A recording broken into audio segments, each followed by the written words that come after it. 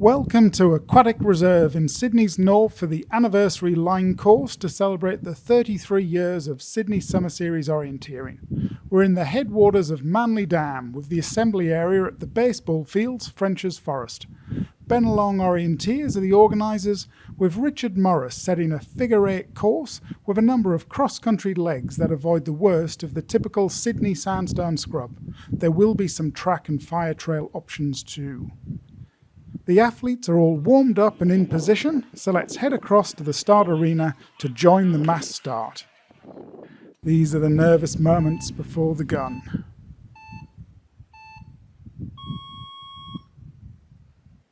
And that's Cooper Hawley reacting first, along with David Bray in orange and Justine Hobson in green.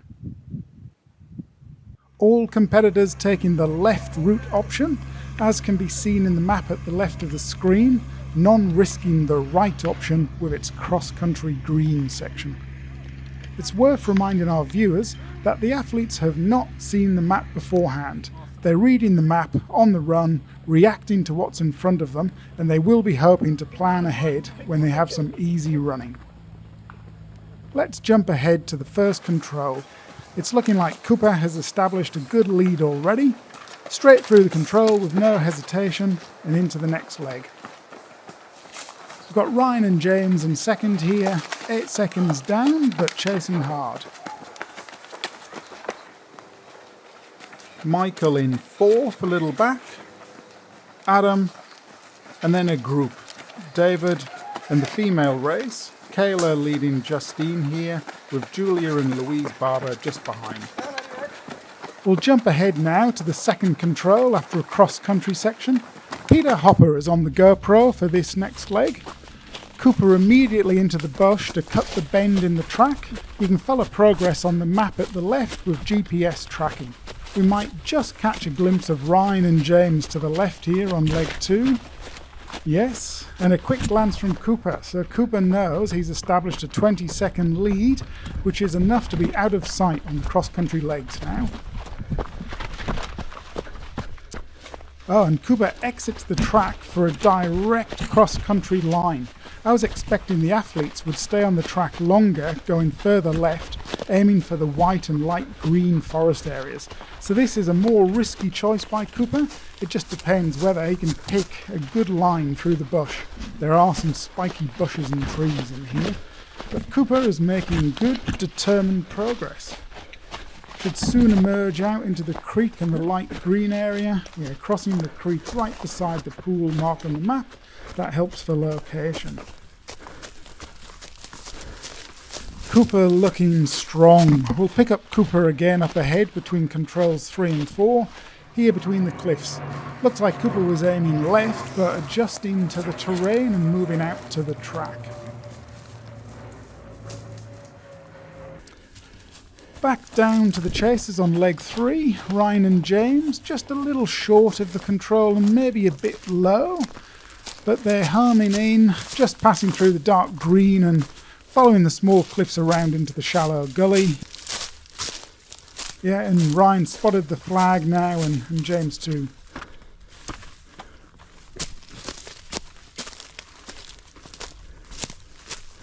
Ryan exiting control 3 and we can hear footsteps behind. That's Cooper off in the lead on leg 5.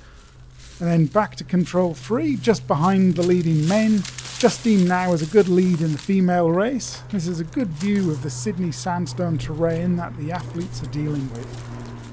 From here, there is some track running and cross-country down to 5. Then a fire trail leads up to an area of bare rock platforms and more cross-country.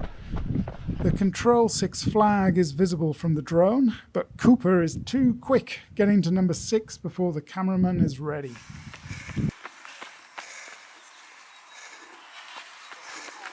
Cooper heading left for a short cross-country bash through to a fast street leg. And here's Ryan at Control 6 now, taking the track option to the right of the private property. Manly Dam has a network of mountain bike tracks which work well for urban orienteering given the thick coastal scrub. This track is a new addition to the edge of the map. The highlight of the course might be the careful navigation required for the approach to Control 8 and continuing through to 9 and 10. The narrow bare rock platforms through this section are a mapper and course setter's delight. To exit Control 8, the best option is to either cut due east to the track or head southeast across several bare rock platforms, hoping to pick up the short spur track leading off the high ground.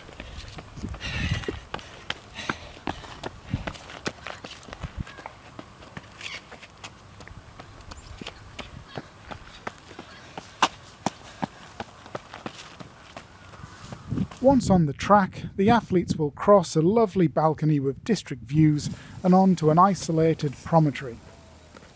Cooper is making it look easier than it is, keeping good contact with his map and seamlessly planning ahead.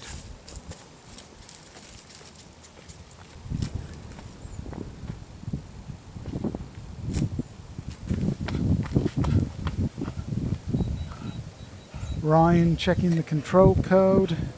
The map is marked with a cliff here, which is about 2 meters high.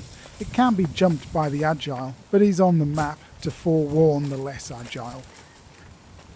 Bursting through the bush to the fire trail below.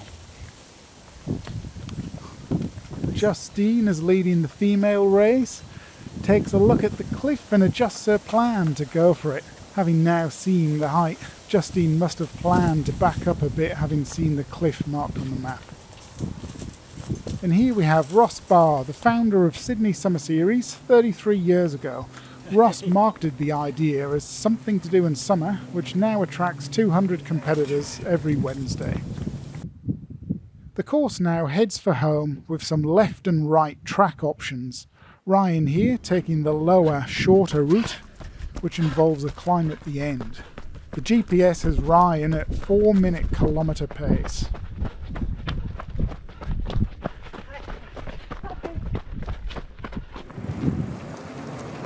Oh, and here's Cooper having taken the wider, flatter route option, just dodging some bikes and runners on the score course, then heading for home along the pipeline.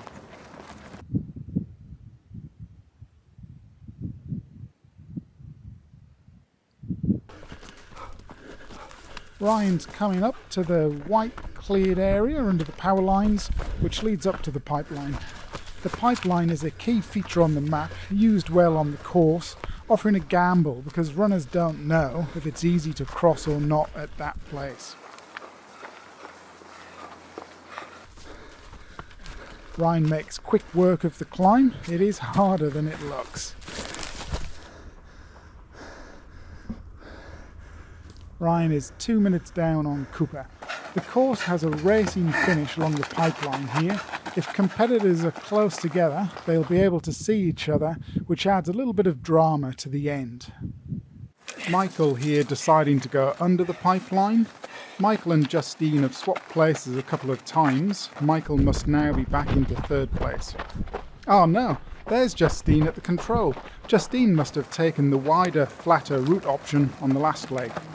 Well, there is a race on for third place. Go, Cooper. Cooper is nearing the arena. Justine has a 50 to 60 metre lead over Michael. Great footage here from the GoPro, allowing us to see Justine planning ahead during the easy running and checking her control description so she knows what the next control is attached to and the code.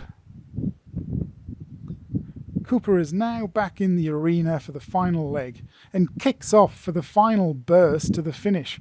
Wow, fantastic speed. The GPS has this at almost 2.5 minute kilometre pace. That's 24 kilometres per hour. Here's our winner, Cooper Hawley, in about 33 minutes. That is fantastic running. What a great win in the line course. Well done, Coops. That's fantastic running. Back out on the course, it looks like Justine is just managing to maintain the margin to Michael. And Ryan finishing in second place, 2.5 minutes back. Justine coming home now as first female and third overall. Justine will retain her anniversary line course title from last year, Final check of the map just to make sure there are no other controls before the finish. Good to go.